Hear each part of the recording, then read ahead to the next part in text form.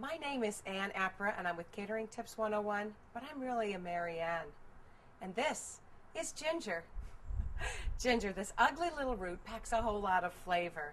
You use it in Asian foods, you can use it in marinades, in salad dressings, in a garnish, what have you. It's really delicious. And I have a tip for you on how to handle ginger gingerly. I'm using a regular teaspoon, and I'm going to use the teaspoon to rub off the hard, coarse peel. See how simple that is? Just rub it against it. I'm not applying too much pressure, but enough. Okay? You can eyeball about the size piece that you want to use. About the size of your thumb is for your average use.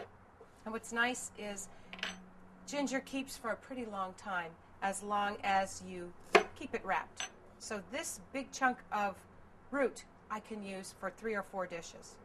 Now I'm going to take my paring knife, or in this case my chef knife, and just get rid of the very outer pieces, and I'm going to cut my ginger much like a piece of garlic, and I'm going to mince it using my sharp chef knife.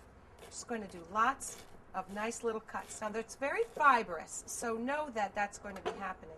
I'm going to also use my favorite little mezzaluna tool to make sure it gets cut right through, because it's stringy and fibrous. A lovely tip for ginger is using one of my other favorite tools, a little hand grater. So I'm going to take the ginger, I'm going to put it over my bowl, and I'm going to just use the hand grater. I'm going to rub it coarsely across the whole. I'm going to yield a nice.